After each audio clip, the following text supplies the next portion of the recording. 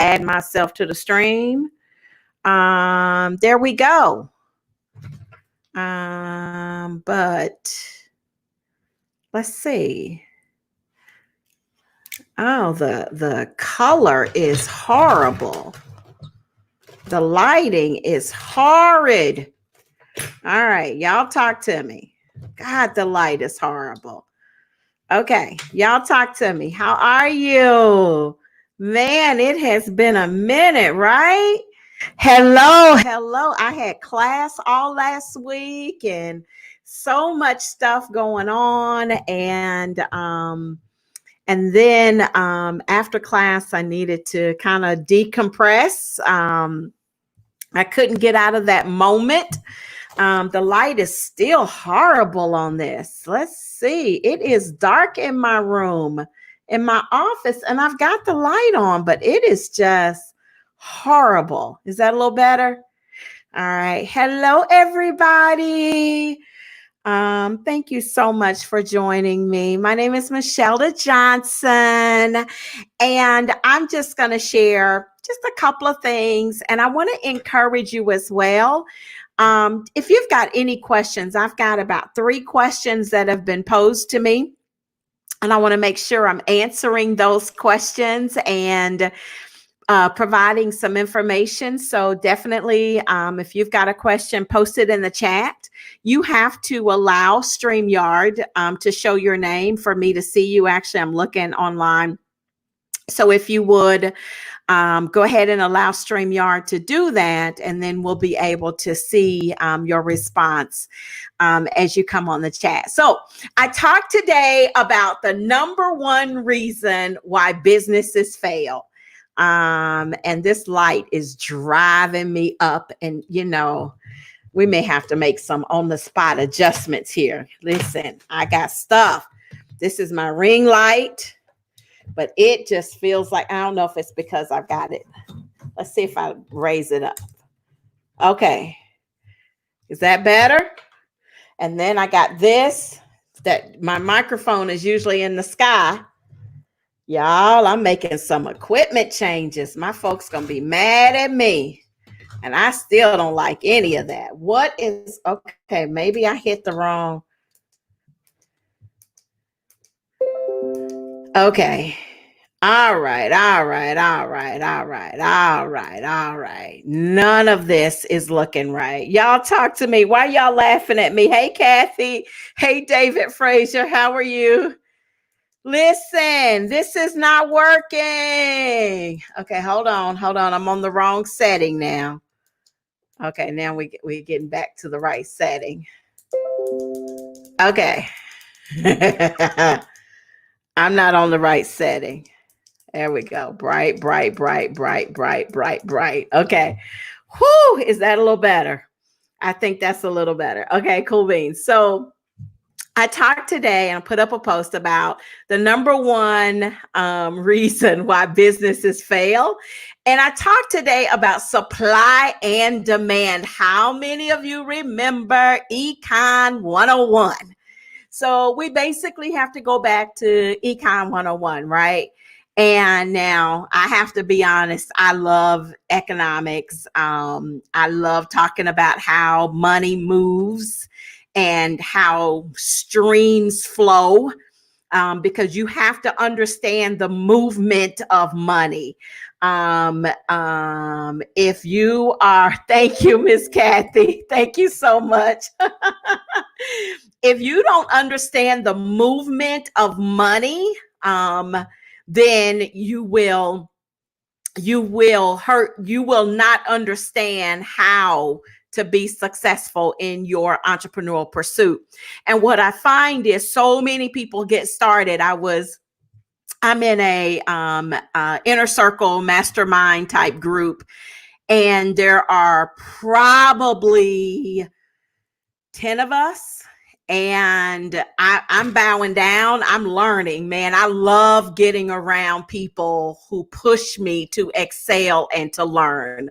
Like if you, I need the push. I need somebody smarter than me. I'm always a believer in, if you are the smartest person in the room, you are in the wrong room. And so what I realized was that I was in the wrong room. I'm not, whatever, but I needed to up my game, right? So I'm in a room now, and in this inner circle, everybody is million and higher in earnings. Like everybody is 7-8 figures, starting from scratch, growing their business, doing the work, being consistent, and sharing information. And that is what it's all about. So my commitment is, whatever I learn, I'm sharing it. I don't want to be the only person. I'm not that person that I got to be the only one sitting at the table eating. I want y'all to eat what I'm eating. I want y'all to get what I get. So I say all that to say, though, this one lady, this one chick, she is like growing by leaps and bounds because she has a product that people want. People are paying her, like I told you, 7 figures. And she don't have business. Like I'm here because I don't know how to effectively run this corporation that I've built that's already making me well into 7 figures. I don't know what to do with it. She's almost at the point about to hit 8. She's like, I don't know what to do with it. I need somebody to help me. And so you got one or two things, right? You got to know how money flows. But you also got to have a product that money can flow to, right? So you can't split that up. And what happens sometimes, I think, is, we got one or the other. We have an amazing product, but we are not sure from the business sense of how to get it off the ground, to get it moving, to get some traction behind it. And so we end up losing our momentum, or we just stumble into success, right? And sometimes when people do that and it starts getting really, really good, they talk themselves out of it. They self-sabotage and say, this cannot be happening. I have a really good friend of mine, and I hope he's watching. He has the trademark and the patent for an amazing product. And can I tell y'all to own some stuff? Like, is it bad that I own Water Walker? Like, trademark, that belongs to me. So there's an actress, well-known actress, who started having some Water Walker conferences. Cease and desist, boo. That belongs to me. Right? So you got to be smart about what you're doing. Again, understanding how things flow. And I said all that to say, so here I am. Now, this is me blocking the light now, trying to get my water. And so I said all that to say, you could have this amazing product, but no business sense. And it would be no different than if you had great business sense, but no product. So you got to figure this out, and you got to make the two gel together so that you have an effective product, a product that people want. There's a quote out there that Warren Buffett says, and I can find what you like and make that your hobby. Find what other people like and make that your business, right? Somebody asked me once, well, why did you go into travel? Why do you do network marketing and travel? Because people are traveling. It's a huge industry. People are going to go. Even in the middle of the pandemic, people still like, I don't care, I'm going. I'll put a mask on and I'm going, right? People are still going. And so same thing with fruit on the stick. And so then the third component of that triangle is simply this. If you don't have a product that a demand has been established for, make your product so doggone good that you create a demand for it. That's what Edible Arrangements did. They made their product, fruit on a stick, so creative, so unique, so out of this world different. They put the customer excellency behind it. They put the systems behind it.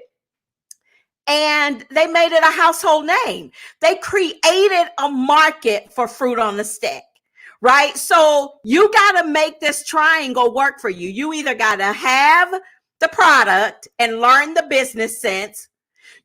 Or some people have the business sense, but no product. And so now they trying to figure out, what am I going to sell? And they selling stuff that don't nobody want to buy. I mean, you got to. Okay, so my number one question that I always ask when I'm coaching a new business, or I'm coaching somebody that's, been in business, what is your goal? Like, is this a hobby? Are you trying to retire on this? Are you trying to replace your 9 to 5? Like, what is your goal? I'm working with an organization now, and we're working on a 5-figure launch. And when they came to the table, they were like, "Oh, well, I was just content with a 4-figure launch." For what? Why do a 4-figure launch when you can have a 5-figure launch? Do it. So we're putting in place the steps to get it done. I say all that to say, listen, you have everything. Ashley, how are you? I'm so proud of my sister in success launching her boutique. And I know she's going to launch it well. I've got a testimony coming from another amazing boot camper I've been in my head today trying to figure out the dollar amount. I should have just asked her, but 45 days after coming out of my boot camp, she has 10x'd. That's the new buzzword, right? She has 10x'd her business. Right? Fire. That's how I want to say it. So, but you got to be clear on what you're doing, right? Don't, I'm going to sell dental floss, right? But what kind of, what's the differentiating? I keep my dental. I go live too many times to not have dental floss right here. What's the differentiating factor? What makes sure it's different? What makes sure it's this? What makes sure it's that? You need to know. I'm not saying don't do it. I'm saying know. So be so intimately involved in knowing the differences, the pros, the cons, what sets you apart about your product against everybody else out there that right? It's we've seen the screenshot everybody puts out there about how many loaves of bread and how many brands of bread are out there. But at the end of the day, it's all bread. You need to be very well aware of what you are bringing to the market. So my company that is doing the 5-figure launch, the 5-figure launch, and I'm speaking that as I'm pulling them along with that vision. They have a product that is in prototype stage.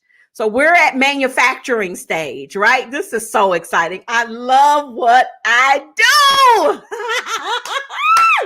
We're at manufacturing stage.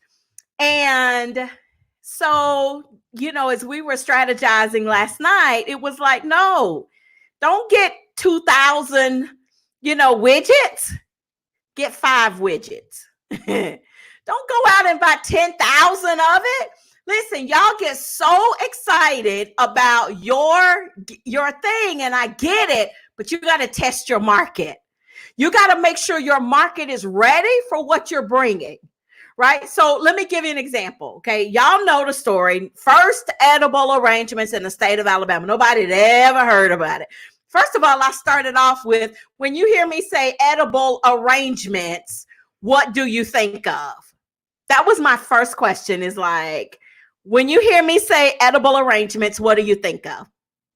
And I had everything from, most people thought I made edible underwear.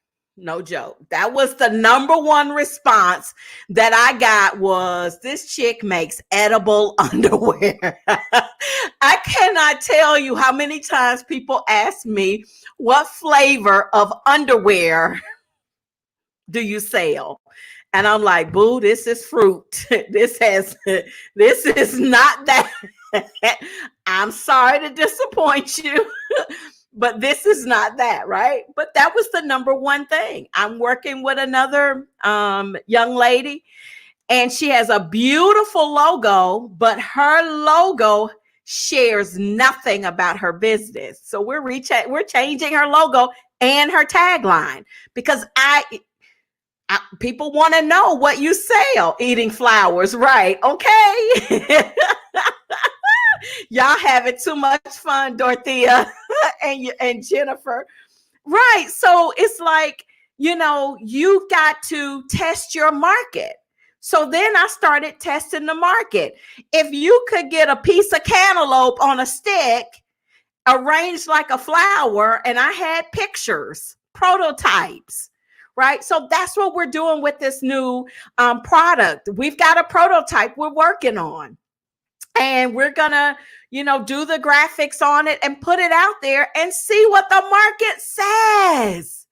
Y'all, listen. Okay, trade secret. Can I give y'all a trade secret?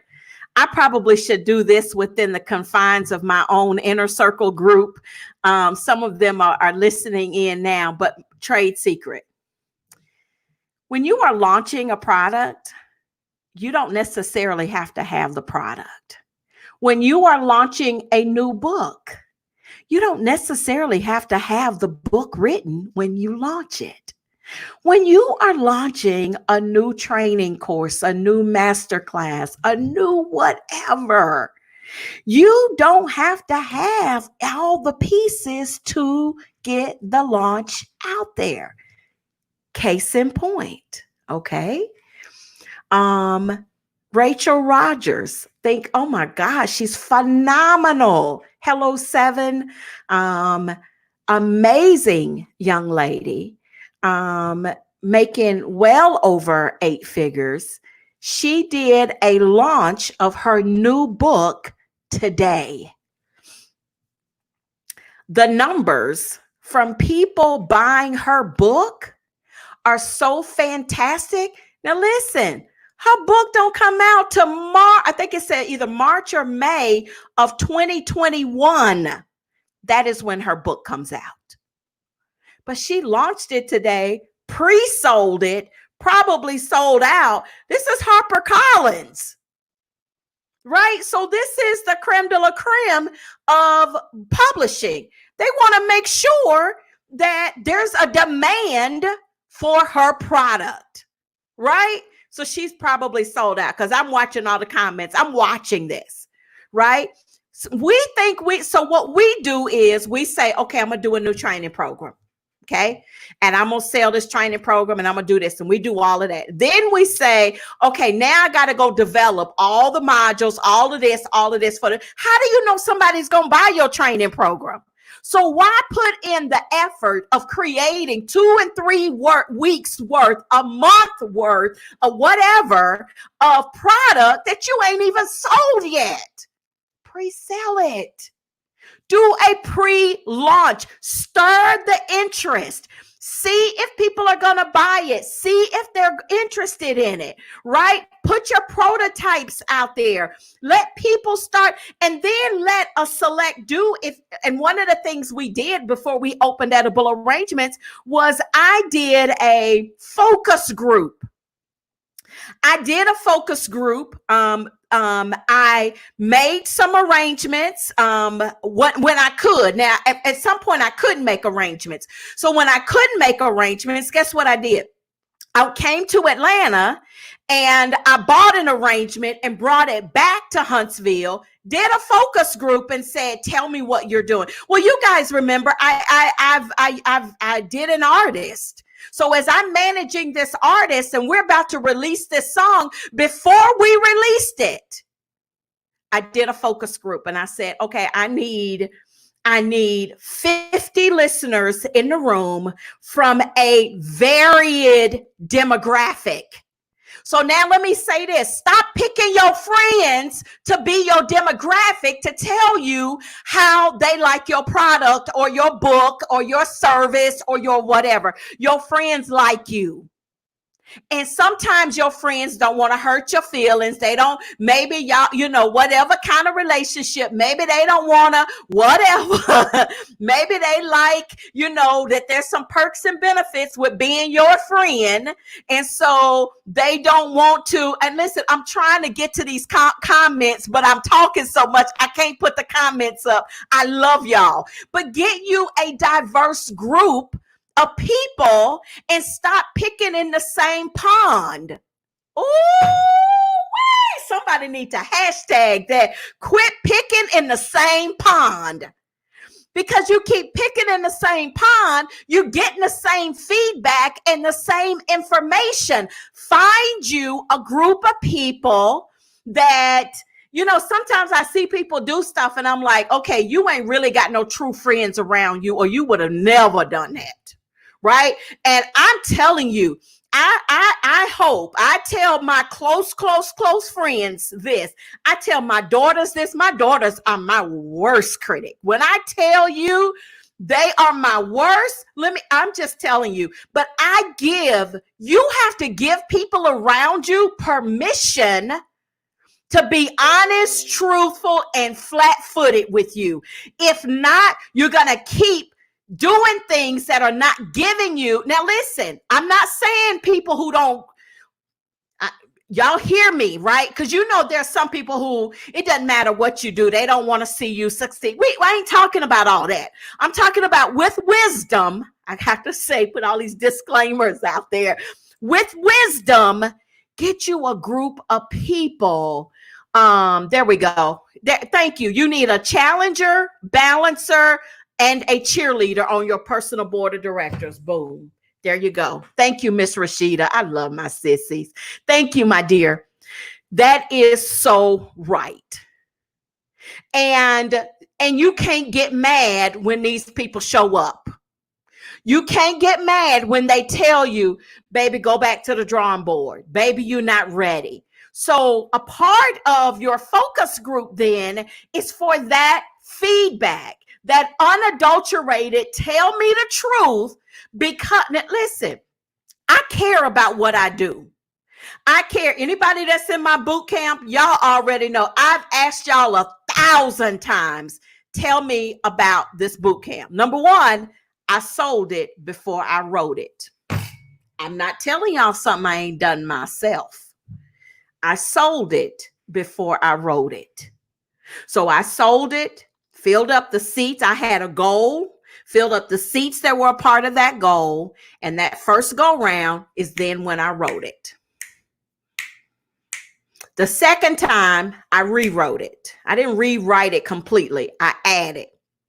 This third time, y'all ain't ready. Because this is it. And this third time is the charm. This third time, I have gotten feedback from so many people. I've gotten feedback from the people that are in the boot camp. I've got feedback from people that I trusted and sent my material to them. I've got feedback from now my own inner circle that I'm a part of. These, 8, 9 figure chicks that are doing amazing things around the world. I got feedback. I said, y'all, listen, they don't know me and they don't care whether I like them or not. So they just gonna tell me the truth. This is good. This is not good. Go do this. Go do that. Change this. Flip that. Do this, do that, do that. We love you.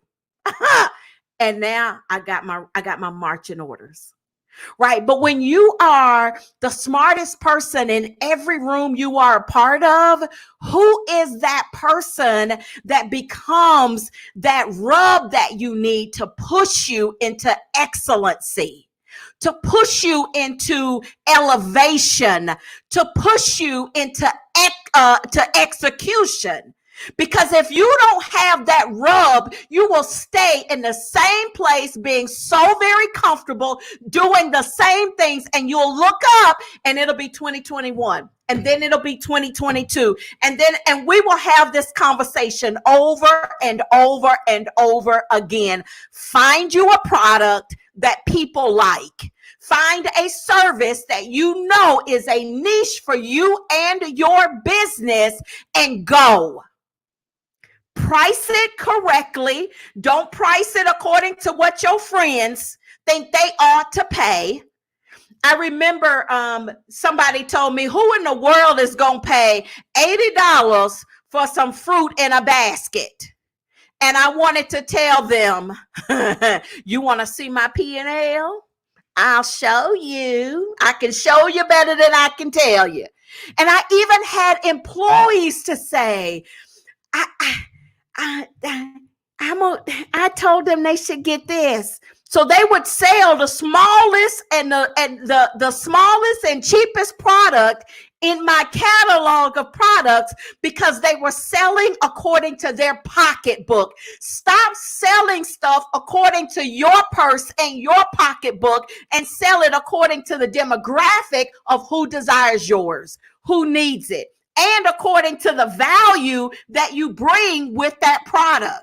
So there's some other factors in there. I done got off subject because I didn't want to talk about all of that today.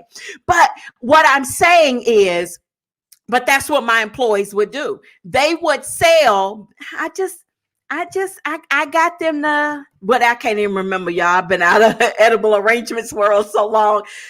I don't know, apple blossom or whatever was cheap.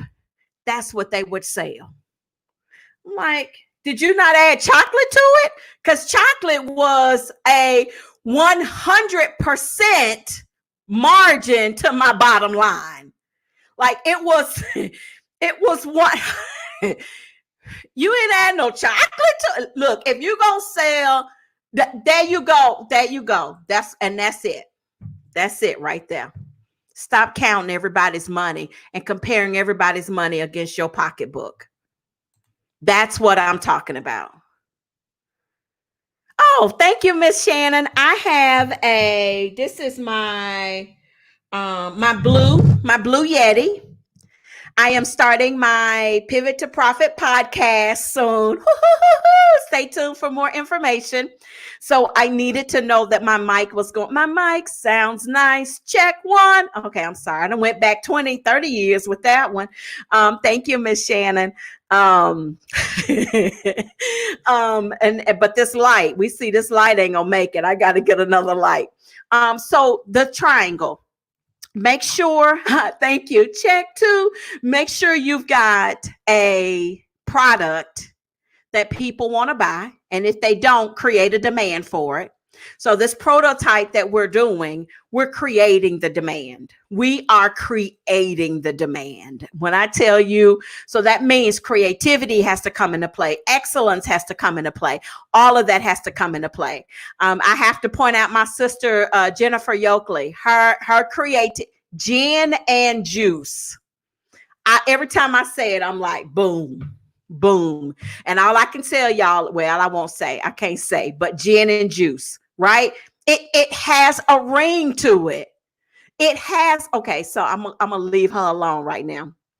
So create your product, make sure there's a demand, right? It does no good to say, I make the best origami, whatever, little things, if nobody is buying them. Then that's good. Strange, make that your hobby, right?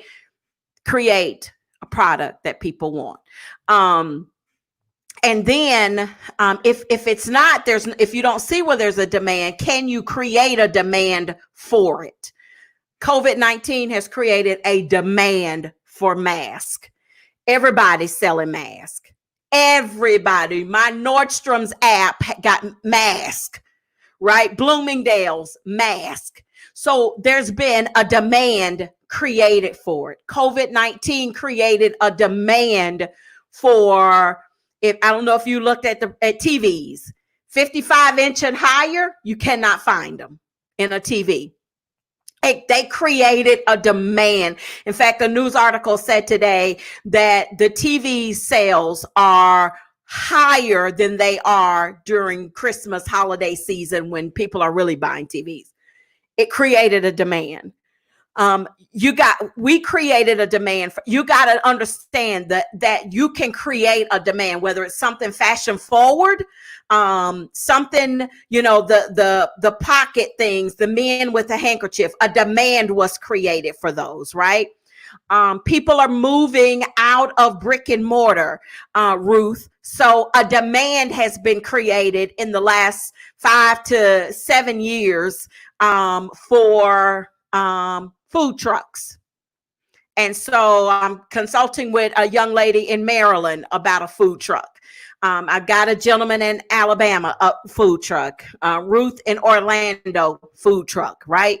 Demand has been created. Peloton created a demand like we never ever thought for a stationary bike. How many of you see them commercials and you like, oh my God, I could really work out if I had that. So think about what you're doing. A demand has been created for people who are struggling with anxiety, with what does my future look like, with how do I maneuver. A demand has been created for leaders, right? A demand has been created for fitness. And how do I eat now that I'm at home? I put a post up last week. A demand has been created for education, online learning. How do I teach these kids that I'm used to sending off to school? Now, how do I create an environment for them to learn? How do I make sure I've got the right equipment at home? How do I make sure my Wi-Fi is strong enough? How do I then do extracurricular activities so that they're not just chained to a computer all day? So anybody that's in the space of education and puzzles and family, there's a demand that has been created for that. Let your gift rise to the level of the demand. Let your gift. I'm stirring right now. I've left. I'm stirring right now because whoever hears this, I need you to know that there's a gift that resides on the inside of you that is ready to arise in this level and in this moment of need. And you have the answer. You have the solution. You have it, and you can no longer sit and allow fear to stop you. You cannot be content in your place of comfort because what's on the inside of you has to break forth. And there's a need, there's a demand that has already been created for that is on the inside of you. So how dare you deny the world of what God so freely gave you? How dare you? I need to stir it up. I need to stir it up. I'm sorry.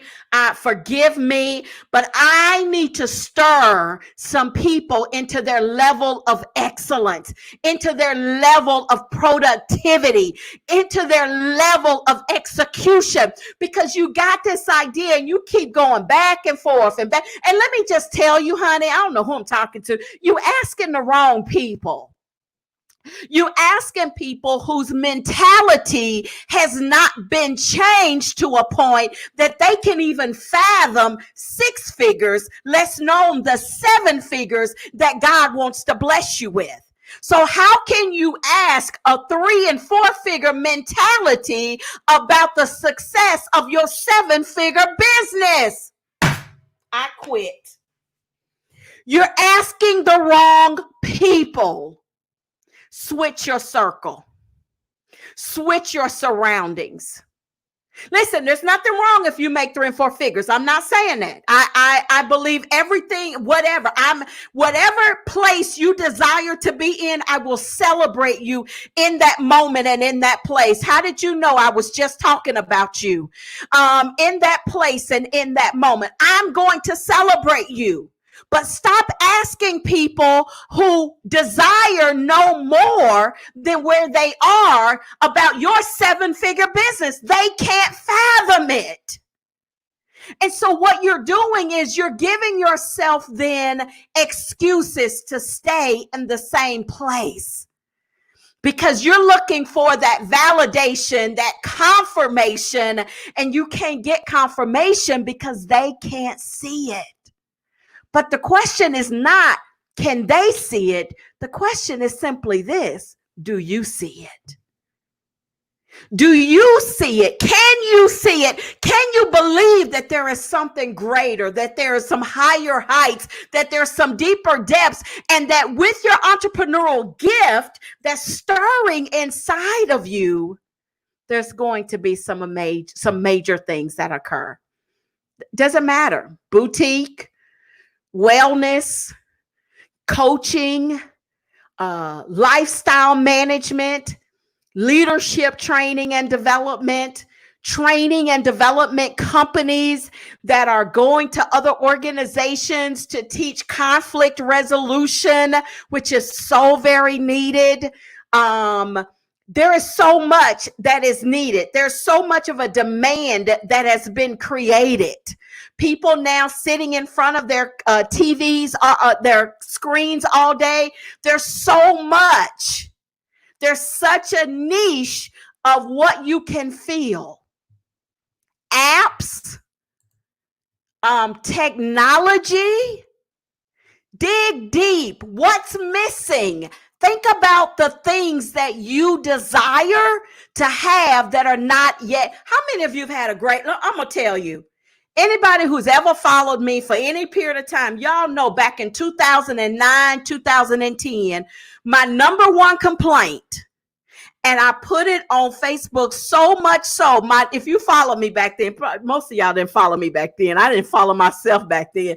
But my number one complaint in 2009 was I hate going to the grocery store. Absolutely hate it. I do not do the grocery store. Find me somebody to deliver my groceries. 10 years later, hello, Instacart. 10 years later. Now, I had the idea. I complained about it. It was a source of contention for me. I did not like it. And I kept asking, will somebody deliver my groceries? Will somebody go grocery shopping? I was willing to pay people to go pick up groceries for me. Hello, Instacart, 10 years later. How many of you said, I wish I could just get my food delivered? I just want my food. If I could just come home and my food is here, or everything I need, I don't want to have to think about putting menus together and all of that. Hello, Blue Apron. Is that what it's called? I was about to call it Blue Plate. Think about those things. Now people are saying, I just need somebody to help me organize my house and my life, because my kids are about to be virtual learners for the rest of this year. Huntsville, Alabama, y'all about to go virtual for the rest of this year. Okay. So everybody, there's no way around it right now. So now think about, if you are a parent, if you are a mother and you got kids at home, what is causing you frustration? Think about me. I'm not plus size. My bones are big. I'm big boned.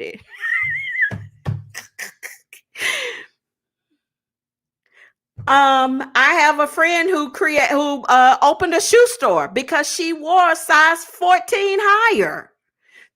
Thank you. There is so much opportunity. What are you doing with it?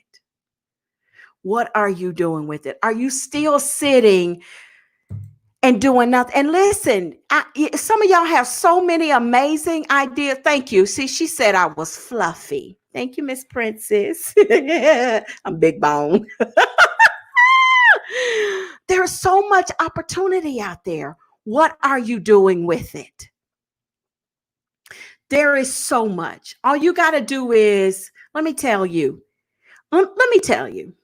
let's say I'm just gonna use Jennifer, just because that's I just know her business. Jennifer, if she's trying to figure out when, go find you several groups who cater to what you think you want to do. And then join those groups, not for the purpose of inserting yourself and selling yourself, because you got to learn to observe the proper protocol in certain groups, right? But collect intel. I'm in so many groups, but I'm there collecting intel. The one thing I should say, the number one reason is really lack of research. You ain't got no intel. So you start stuff, ain't collecting no intel. Ain't you don't know nothing. You just, I'm starting it. Okay, but make sure it's going to make money. Let's see what Dewan is saying. This is a great time to do research and development for your next opportunity. Mercedes didn't just drop a new car. They did R&D for years before it launched in the marketplace. Absolutely. Intel. And listen, when you do intel, thank you, Dewan. When you do intel, you'll find out what your niche needs. You'll find out how to switch your niche. You'll find out how to cater. You'll find out where the sore spots is. You'll find out what the frustrations are. You will find out everything that is necessary to get to what your niche needs. Intel. Y'all do some intel. Now, for those of you that are stirring, I have a checklist. It's free. Help yourself to it. I guess I'm trying to there we go. Help yourself to it. It's a checklist on getting your business started, and it is free. And it breaks down just some things to think about and some things to ask yourself and some questions to ask on, do I have this and do I have this and am I ready for this and what about this and what do I need about this? So use that to help you get started. I want to come back probably tomorrow and talk about some of the apps and some of the things that I use to organize my business, and share some financial software, some other things. But I want to stop here because I don't want to go too long. We're at about 42 minutes now. I had a question, Ruth, that I want to answer here about, should I hire an independent contractor or should I hire an employee? So my first thing would say, you need to decide what are the goals for the position that you're hiring for. So the first thing that I encourage everybody, number one, is make sure you understand the values, vision, mission statement of your organization, and develop that. And if you'd like to see a copy of mine as an example, I'll be more than happy to share that with you, because you're hiring people who fit your values, your mission, your vision, right? And that's your starting point. That's your foundational principles. That's where you want to begin. And then what is the goal for that position, right? Is that something that is project based, that you want somebody to come in right now? And then is that something that, so what type of person are you looking for? And is there a duration? Is there a stop and a start? You kind of get to feel that out, right? And so I would say follow that and really set goals and have an understanding of why you need that particular person. I just hired, I had 2 positions open, and I should fill the other one by tomorrow. I'm still interviewing for the second one. So the first position was some design and copyright, content writing. And I ended up hiring an agency for that. So my agency takes care of that. That was the best thing for me to do. And then I can audit their progress. And then what I'm doing is hiring then an executive assistant that will understand that flow, that project management flow, and can kind of move in from there. But the executive assistant is starting off part-time, but as an independent contractor, which means I'm going to pay her 1099 and not W-2. I'm not taking taxes out yet. And so then for me, that's a trial period as well to see if she can keep up and how that flow is and how we exchange information, how quickly she gets it, that kind of stuff. And so that's why I said I still kind of got the position open. But so that's how I made that decision, Ruth. I hope that helps you. Really set some goals though, and start with, your vision, your mission, your value statement, the purpose of your organization, and then what do you want them to do? What is the goal? And if it's something that's ongoing. Now, when I started hiring for Edible Arrangements, I hired everybody was part-time. I did not have any. I was the only full-time employee. And I worked sun up to sundown. I worked open to close 6 days a week. And then we went to 7, and I worked open to close 7 days a week. But everybody that was part-time, I got an opportunity to observe their work ethic and to determine if that was something that could stick with me long-term. And then as I observed work ethic, those part-time people became pillars full-time. And so I knew I needed somebody like full-time to kind of be the customer service person and somebody full-time to be the back and the production person, right? And then before, it wasn't long before that full-time back production person became my manager. I initially started hiring the manager position first, and that's where I messed up, because I would hire somebody as a manager and I'm paying them a really decent salary. But I had not had an opportunity to really test out their work ethic to see if they were going to flow. So then I forget that. I hired everybody part-time, and I allowed them to perform. I allowed their performance to determine if they stayed part-time or if they went into full-time and possibly management. And that's how I worked that with the Edible Arrangement. So those things you think about, I would say part-time or either independent contractor. You need skin in the game. So if this is for what we've been talking about, one of the things that was important for me was with Edible Arrangements, especially, yes, I could have hired a full staff and went about my business, but I needed to know how to make money in that store. And remember what I said, business is about economy, and it's about understanding the flow of your money. And before you step away from your business, you need to know how your money works.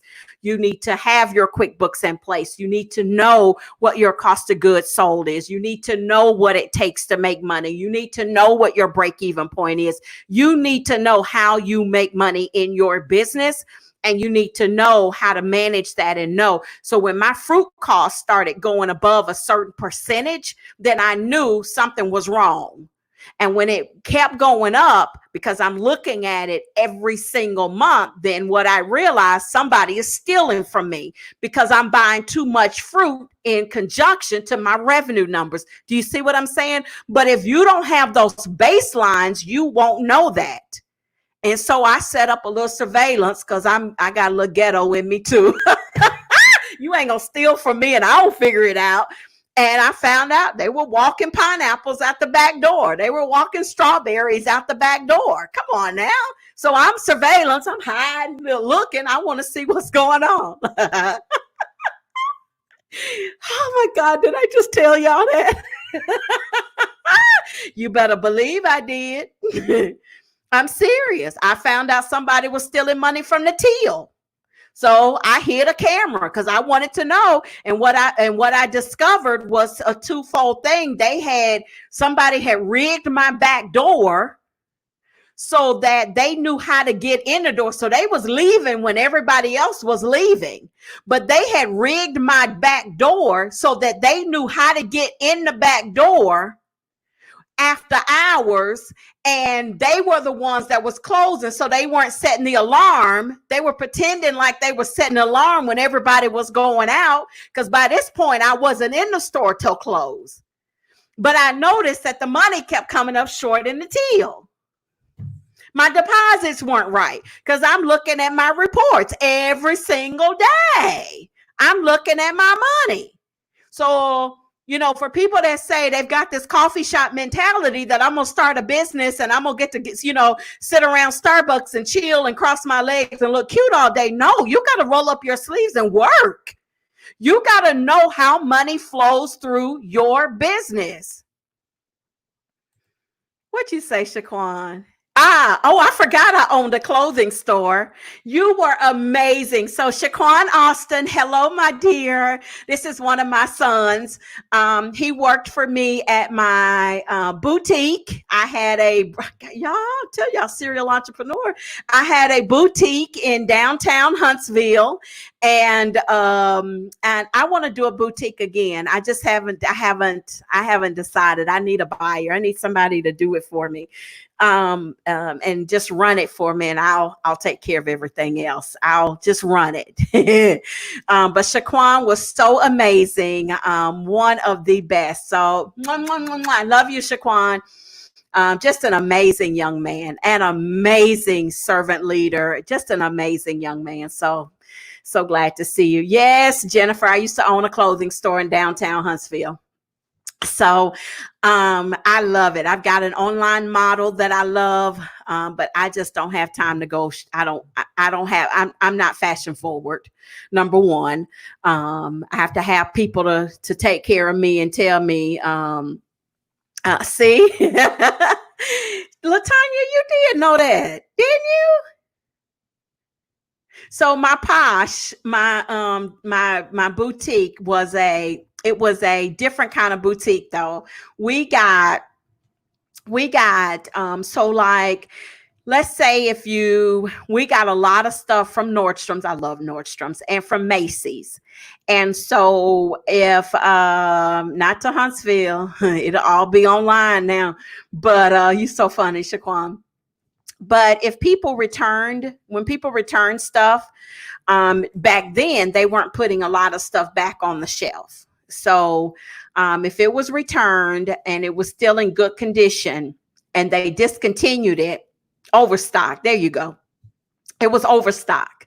And so you know how like now if you go in Macy's now or department stores now, they got these big old huge areas of clearance. Well, at some point they got to get rid of that clearance because they can. I mean, the season is gone. So what they do is they take that clearance and put it to a lower market. And so I was buying it in bulk off that lower market. And so some things I would throw away. Some things shouldn't say don't throw away. I have a really good friend of mine that is a mentor to young men in Tuscaloosa, Alabama. So I gave him like a box of ties.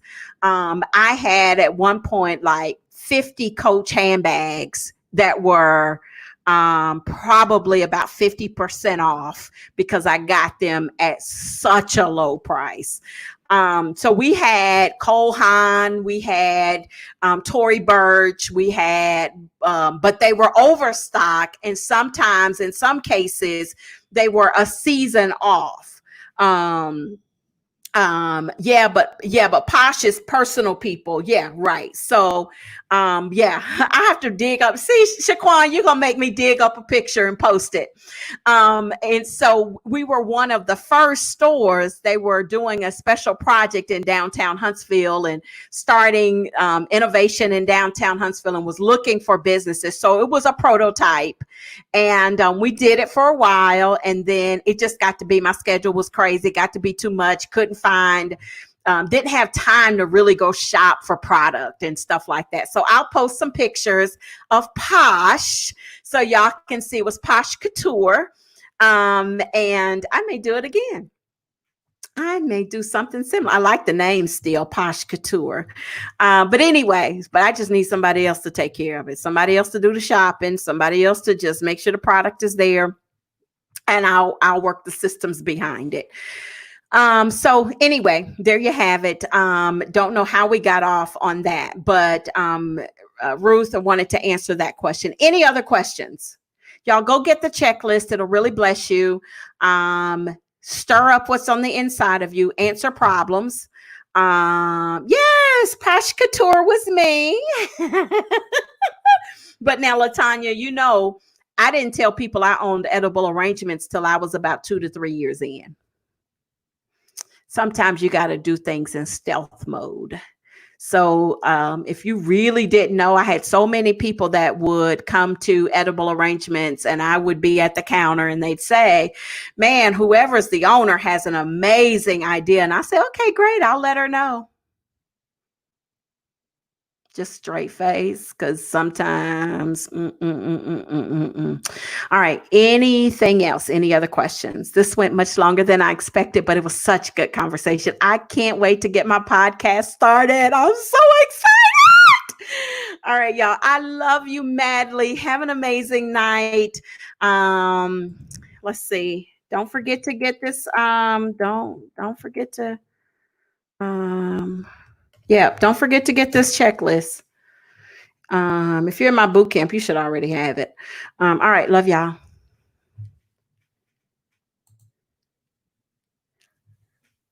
Do, do, do, do, do, do.